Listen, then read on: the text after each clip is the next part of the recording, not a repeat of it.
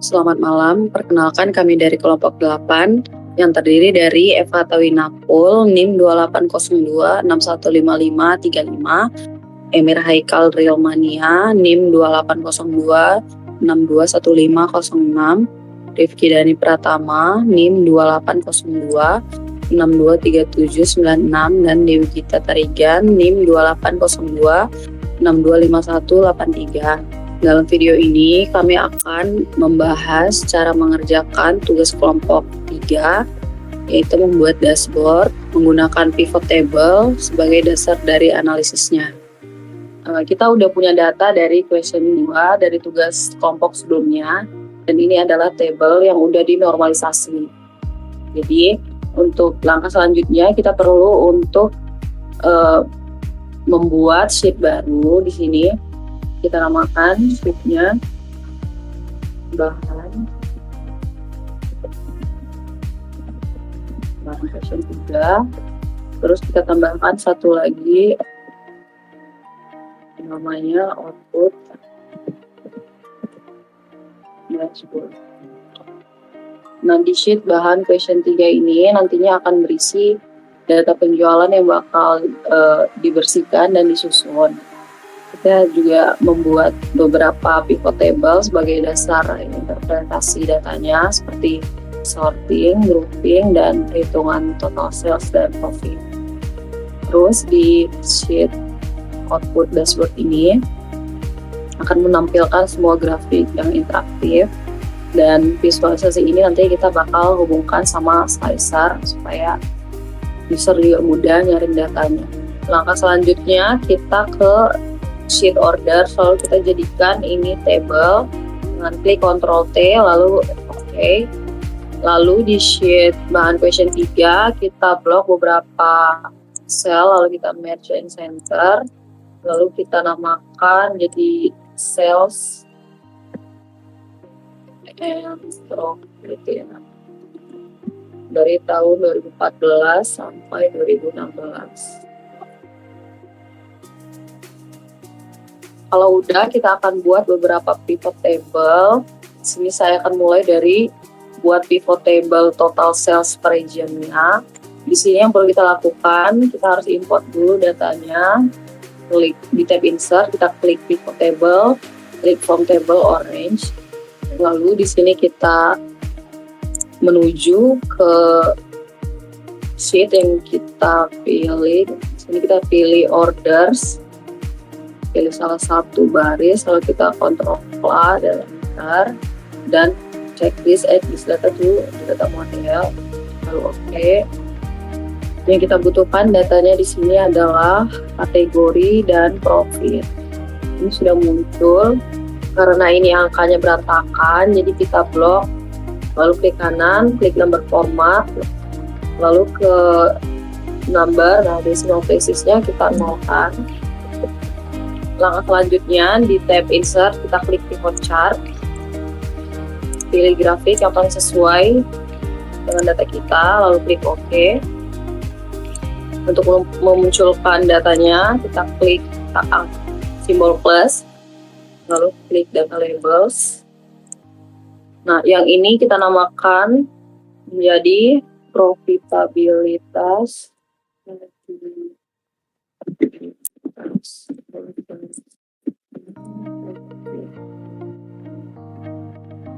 Kalau udah, ini kita cut, lalu kita masukkan ke si output dashboard nih.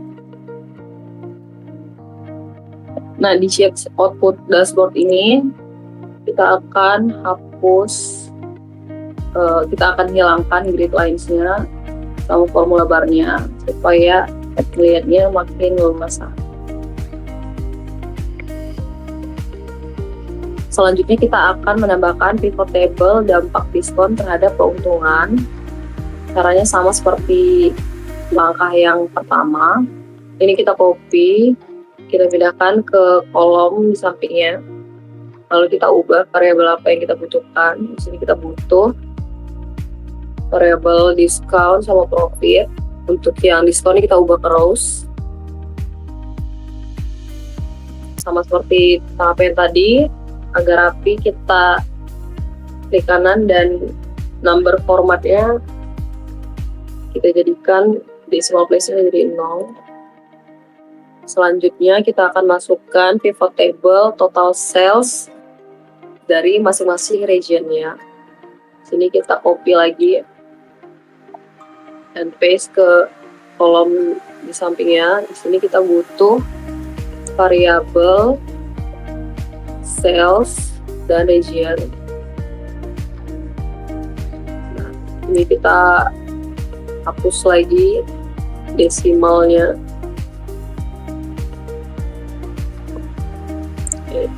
Yang terakhir kita akan masukkan pivot table penjualan bulanan. Di sini kita copy lagi, kita paste, kita ganti variabelnya. Lalu kita butuh variabel bulan, di sini month ya. Nah, di sini kita klik order date-nya. Karena yang kita butuhkan di sini bulan, jadi ini kita uncheck list.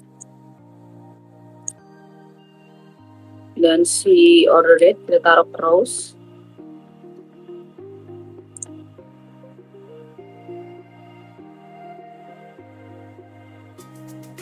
Lalu kita butuh variable sales di sini. Dan pivot table untuk keempat informasi yang bakal kita tampilkan di dashboard udah selesai. Sekarang kita akan bikin grafik dari sisa pivot table yang udah kita buat. Selanjutnya di pivot table ini kita klik bagian dari tabelnya, lalu kita ke insert pivot chart. Di sini saya pilih yang line. Oke. Ini kita delete. Lalu ini kita cut dan paste di sheet output dashboardnya. Selanjutnya kita blok, ke insert, pivot chart. Di sini saya pilih grafik batang. Oke. Kita delete aja. Tambahkan datanya. Jadi saya nambahkan total sales per region. Lalu kita pindahkan ke output dashboard.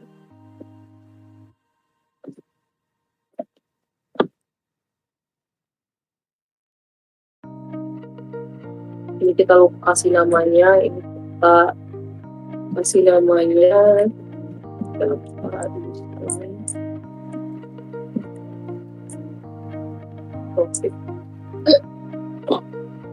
Oke, selanjutnya yang terakhir kita blok, lalu kita ke insert pivot chart. Ini saya pilih yang ini aja, lalu kita tambahkan variabelnya karena ini numpuk, jadinya kita panjangkan ke kanan. Kalau udah kita namakan.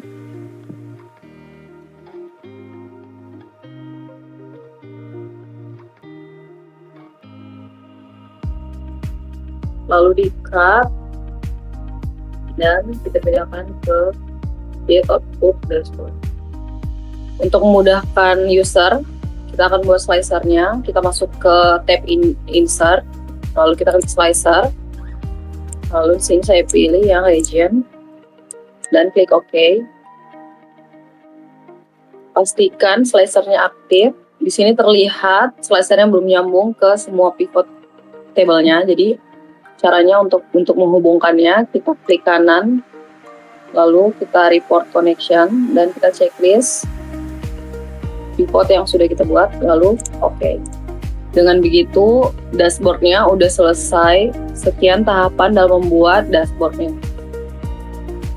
Baik, sekarang saya akan menjelaskan salah satu pie chart yang kita bikin, yaitu profitabilitas berdasarkan kategori. Jenis chart yang kita pakai di sini adalah pie chart. Kenapa kita pakai chart yang ini? Itu karena pie chart itu sangat useful buat melihat memperbandingkan proporsi antara beberapa elemen. Di sini elemen yang kita menggunakan adalah kategori furniture, office supplies, dan teknologi. Dalam chart ini kita secara visual bisa lihat bahwa profit yang paling besar itu datang dari teknologi. Itu dalam region sentral sama east juga. Walau dibandingkan south sama west di mana profitnya agak lebih rendah. Tapi walaupun profitnya agak lebih rendah di South dan West, secara global kita bisa melihat bahwa profit yang paling besar itu memang datang dari teknologi. Kita bisa lihat secara visual itu karena kita justru memilih pie chart. Baik, terima kasih atas kesempatannya. Di sini saya akan menjelaskan tentang dashboard dengan title dampak diskon terhadap profit. Untuk sebelum masuk ke dalam datanya, mungkin saya akan menjelaskan kenapa kita menggunakan kolom chart atau grafik batang vertikal. Karena dengan grafik ini dapat mudah membandingkan setiap tingkat diskon terhadap besar keuntungan, lalu juga efektif menunjukkan penurunan tren secara bertahap ketika diskon meningkat.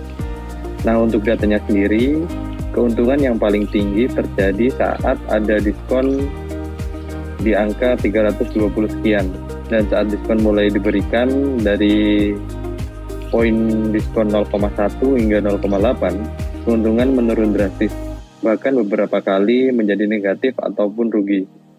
Nah, kesimpulan dari data dashboard ini, diskon yang terlalu besar ternyata tidak selalu menguntungkan.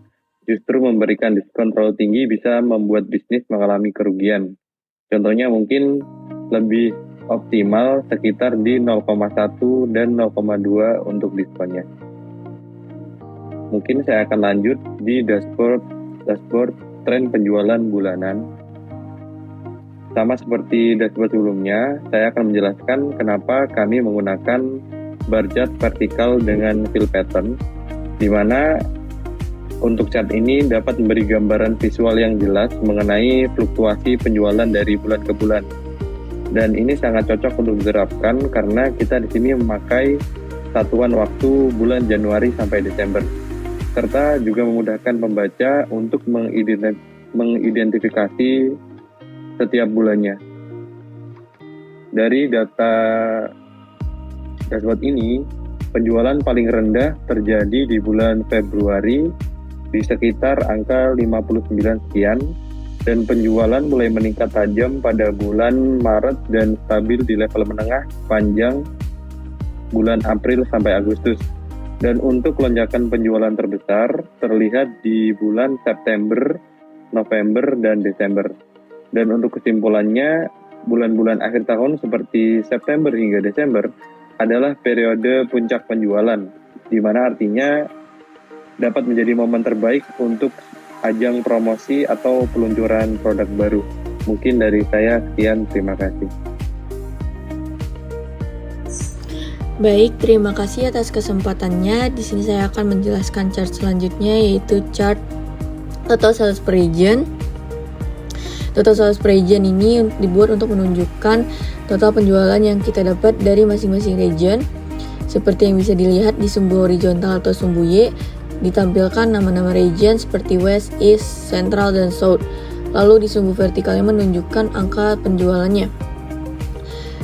Total sales per region menggunakan bar chart karena bentuk visualnya yang gampang untuk lihat perbandingan antar wilayah. Jadi dari satu pandang aja kita udah bisa tahu region mana yang performanya paling tinggi dalam penjualan dan mana yang masih di bawah.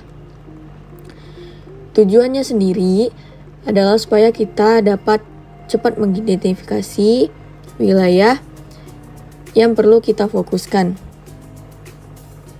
Misalnya kalau panjang batang paling panjang seperti West, berarti strategi kita di sana berhasil. Tapi kalau ada region yang penjualannya rendah, itu bisa jadi bahan evaluasi. Mungkin perlu ditingkatkan promosinya atau kita perbaiki distribusinya. Baik, sekian, terima kasih. Sekian video penjelasan dari grup 8. Mohon maaf apabila ada kesalahan. Terima kasih.